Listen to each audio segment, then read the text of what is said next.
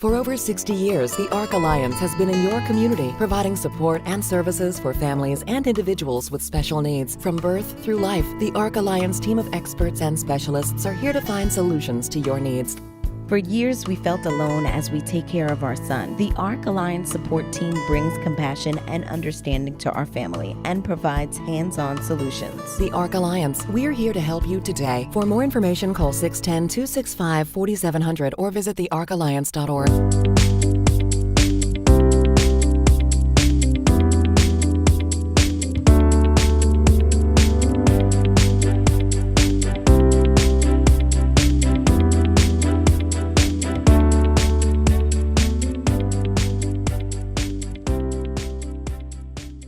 This is a presentation to provide more information about individualized support plans, or ISPs, within the Intellectual Developmental Disability Service System.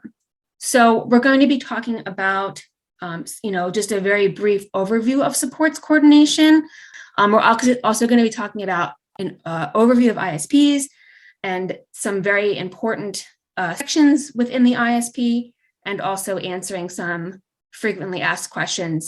So we're going to start with just, again, a brief overview of supports coordination.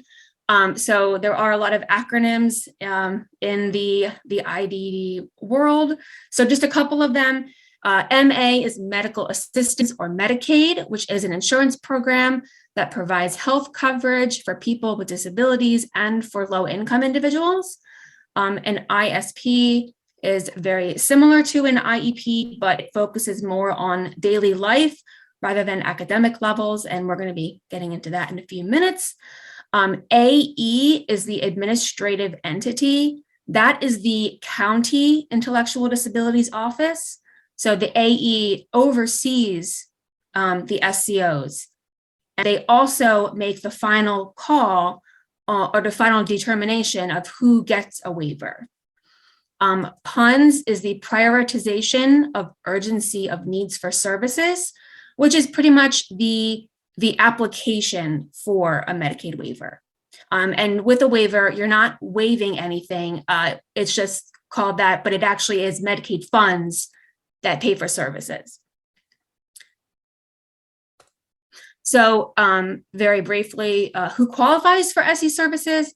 In order to be eligible for supports coordination, the person needs to have a diagnosis of either an intellectual disability, autism, a diagnosis of a developmental disability if they're a child age 0 to 8, or be a child under the age of 21 with complex medical conditions. So the complex medical conditions aspect is somewhat new. I think that was just implemented a couple months ago. But regardless of, whichever diagnosis somebody might have, that diagnosis the person has to be diagnosed before their 22nd birthday. It's also strongly recommended that everybody enrolled in Medicaid or MA, people can have private insurance and Medicaid at the same time. So if you have let's say you have a child that's like in middle school and they're covered under your insurance as a parent, they can also be enrolled in Medicaid and receive, both at the same time. So how to register for supports coordination services in case anybody on the call does not have a supports coordinator in their life right now. First, you would contact your county office, which is the AE, or the county intellectual disabilities office. It's all the same thing. So call the county and ask to speak with the person responsible for intakes. Information and documentation will be collected, and the county is the one who makes the determination whether somebody qualifies for supports coordination services. If the person does qualify, then a list is given of all the qualified supports coordination organizations in that county that are currently open for intakes. Then you can call around to the different agencies, or you can pick one or visit their websites, or however you want to make that decision. Then you will tell the county which SCO you've chosen, and then the county contacts that SCO. Then a supports coordinator is assigned, and then supports coordination services can start. So now we're going to get into information about more information about ISPs. So this presentation kind of just like scratches the surface, but I'm hoping it's helpful regardless. So what is an ISP? The ISP provides details about what is most important to an individual so that everybody involved in supporting that person can focus on these different areas. So the ISP collects information about personal preferences, dreams and wishes and goals, medical history, current medical concerns, communication preferences, and a lot more.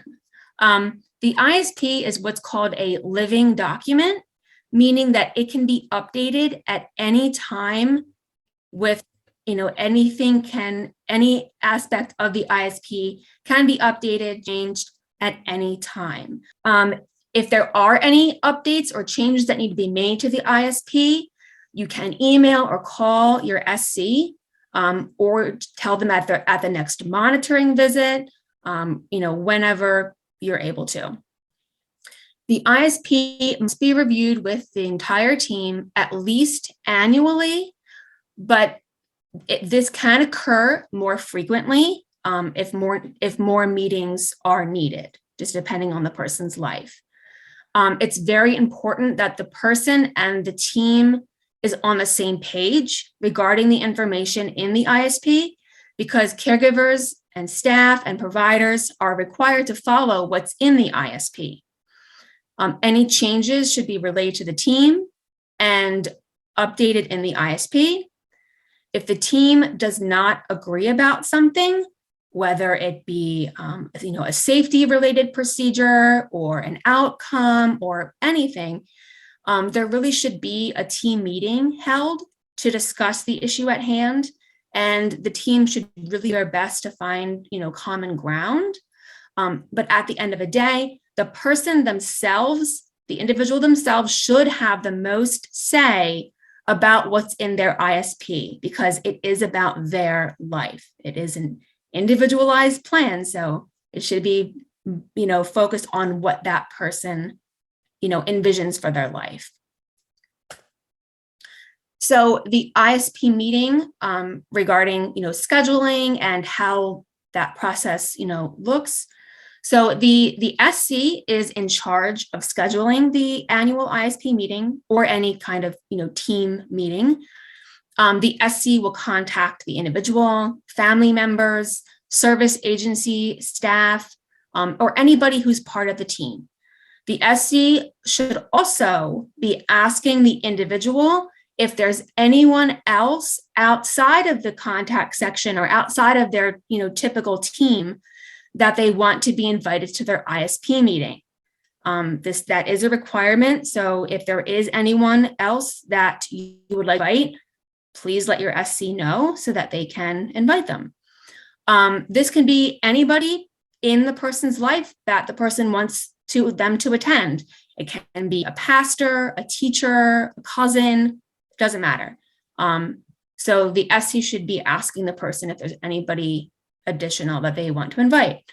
The ISP meeting is held on an annual basis, typically 2 to 3 months before the annual review update date that's listed toward the top, front page of the ISP.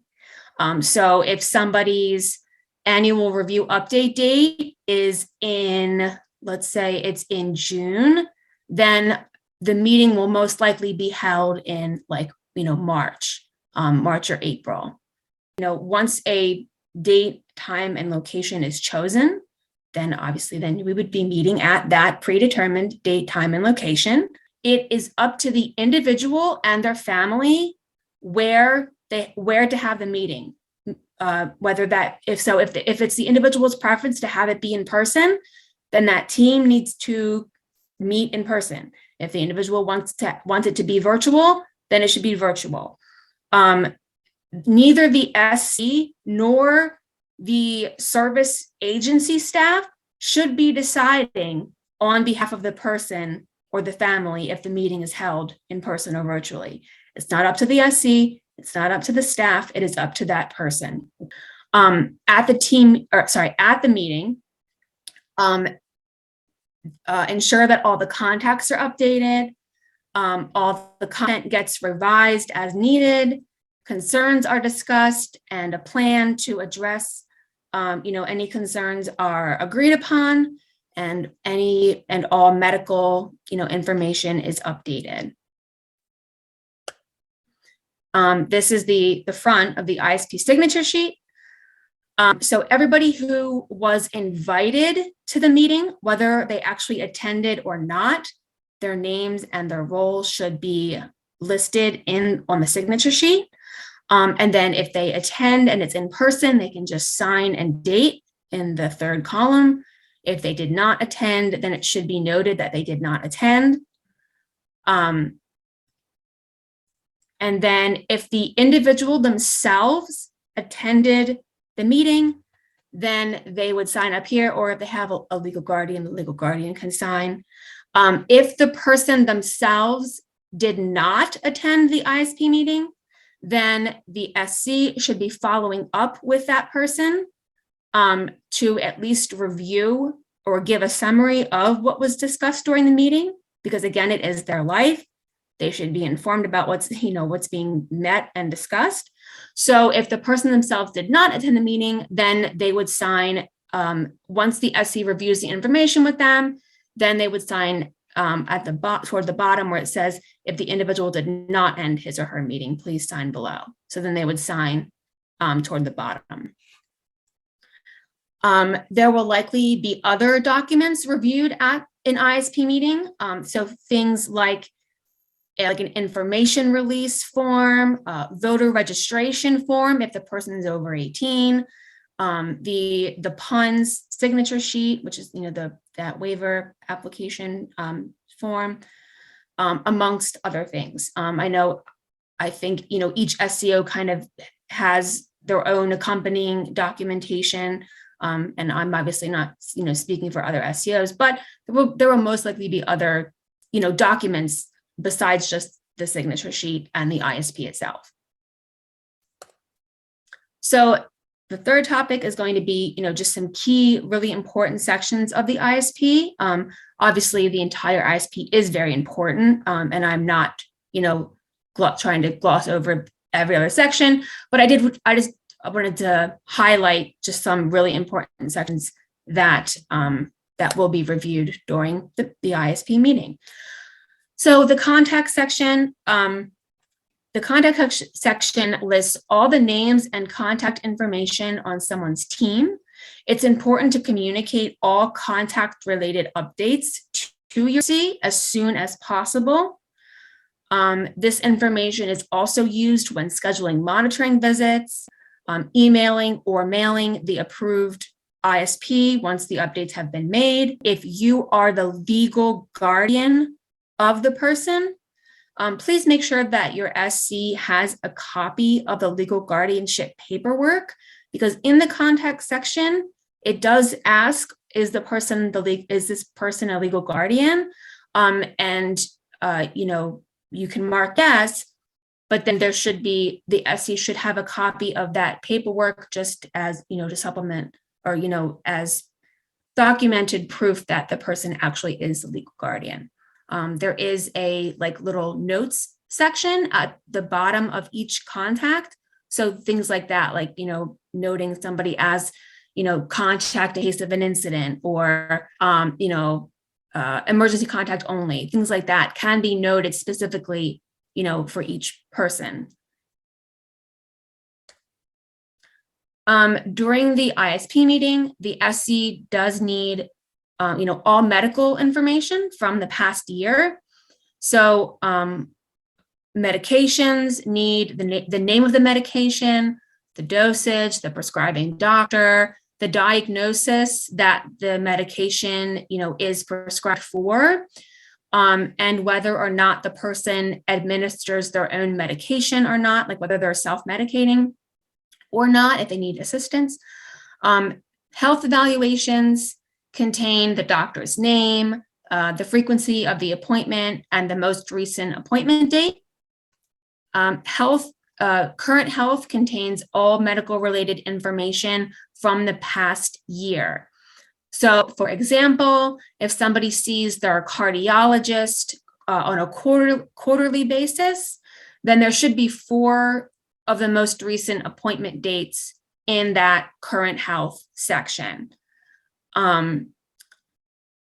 This section can also include any recent hospitalizations, ER visits, urgent care visits, and/or surgeries in the past year, any major health changes, or any other important medical related information.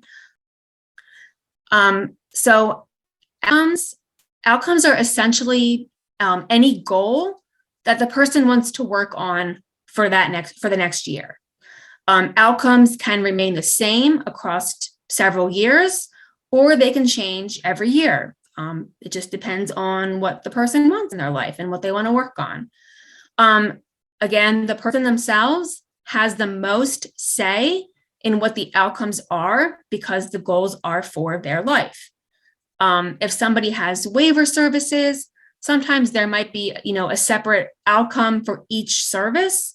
Other times, one outcome can encompass several different waiver services. It just depends on what the person wants. While the entire team can come together to help brainstorm outcomes, and sometimes people do need help setting goals, no one provider or one team member should be telling the person what their outcome is going to be. So whenever possible, again, the person themselves has the most say in what their outcomes are. Outcome statements should be written in the present tense and contain an action verb, ideally like an active action verb, and relate to what's most important to the person and their life. Outcome actions describe which team members are doing what tasks to help that person reach their goal. There is a waiting list for waiver, and waivers are not guaranteed. But from my experience, the most important things that you can do is, number one, ensure that the ISP remains as up to date as possible. Don't be afraid to email or call the SC when there are updates and changes. And number two, the ISP should truly reflect the person. It should be accurate about what assistance and supports are needed for somebody to accomplish their daily tasks, and also include amazing and wonderful things about the person. Outdated information should be removed or clearly marked as, historical information. And in case there are any attendees who, need like a brief overview about the waiver application process, I'm going to very briefly go through it. So first, meet with the SC to determine what services someone needs, and to work out an approximate budget to see which of the 3 waivers would best meet the person's needs. Second, the SC gathers information and opens up a PUNS. That can occur during step 1, or it can be done during like an additional team meeting. Third, the SC collects information about medical information, functional levels, financial information, and other areas of life, and submits all the information to the AE. And fourth, the county AE approves someone to get a waiver. The timeline for this varies greatly depending on the person's needs, the state and federal budget, and waiver spots available. So if you are in need, or somebody that you care for is in need of a waiver, the waiting list, I can't say, they'll be waiting for X amount of time. The waiting list is ever fluid. It just depends on who needs one the most when one becomes available. So I'm going to now answer some of the most commonly asked questions that were submitted by you guys. So question 1, what should I be doing now that my child is about to graduate high school? So if you have a child who is graduating in June of 2023, now January now is the perfect time for your supports coordinator to get any updates related to, the person's life. Make sure that that ISP is as up to date as possible. And usually around now is when supports coordination companies are communicating with the county AE to say, okay, here is our list of graduates. Here are all their names. Here is which waiver the person will need. Create that mock budget with the services that the person is going to need after graduation.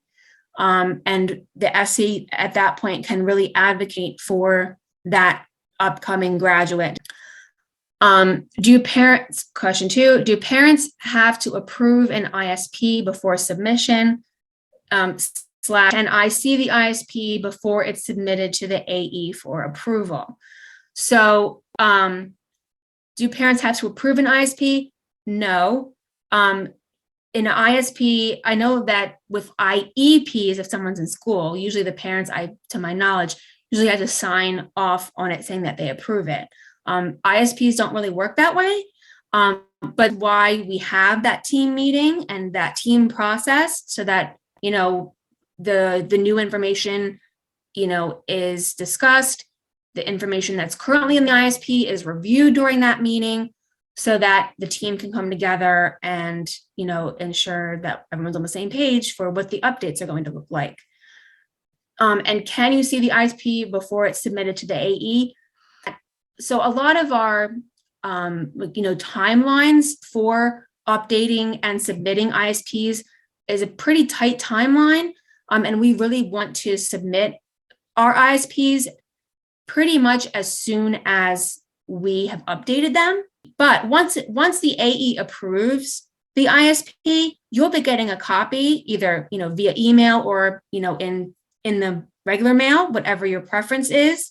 And if you notice any errors in that ISP that's been updated, just reach out to your SC and say, hey, I noticed that this information wasn't what we discussed at the meeting. Can you fix it? Or can you change this to that? So again, the ISP is a living document. So, that time between when an SC updates it and when they submit it to the AE, that's not the only time that you have to give feedback or to ask it for things to be updated.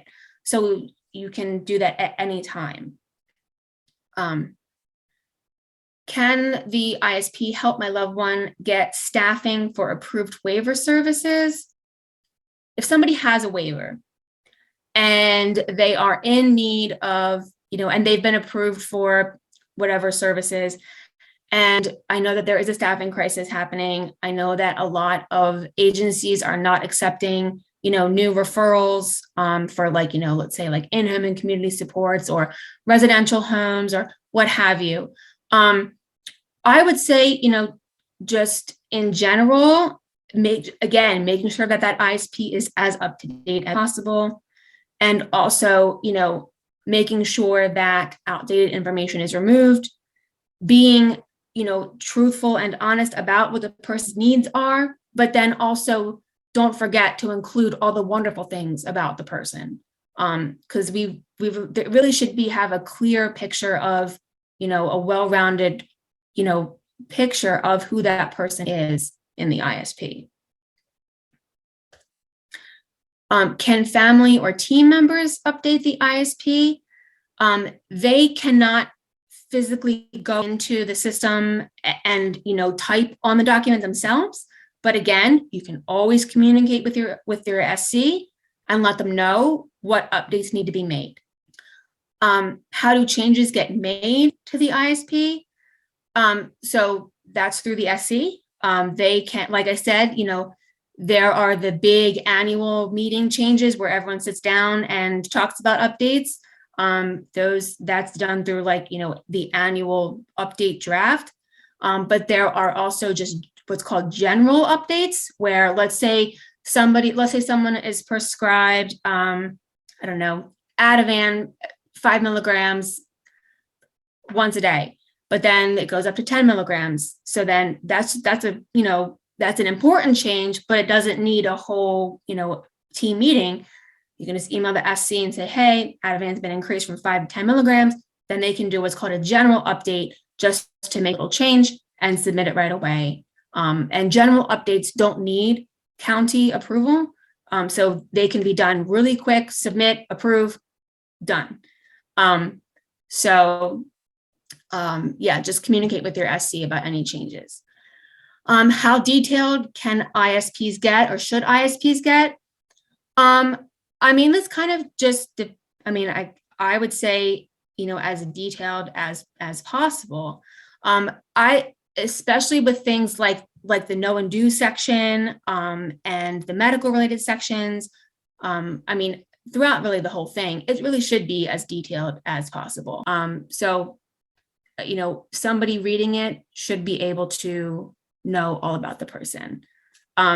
Because also, if somebody does have a waiver, I know that each staff person that works with the individual, they're required to be trained on the ISP. So, the more detail you have in there, the better, the more knowledge that staff person is going to have about the person, and then provide them, the best care possible. If you are interested in that little dinosaur picture thing, that's actually a QR code. So if you wanted to take your phone out and scan it, you are more than welcome to register for our email list. You don't have to be registered with us for supports coordination.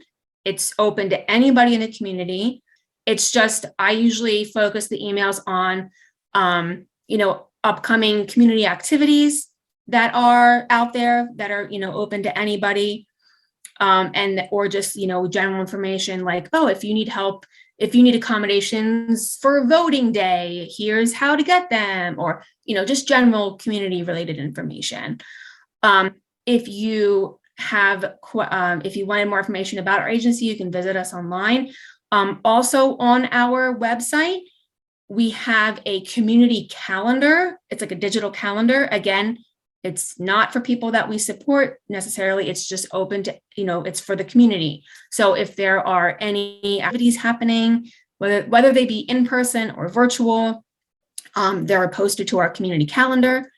And then if you click on the event, it'll give you the actual agency that's actually like running the event, and then, more information about it, whether it's free or there's a cost involved. All the details are in the calendar. There is also on our website a community resource page.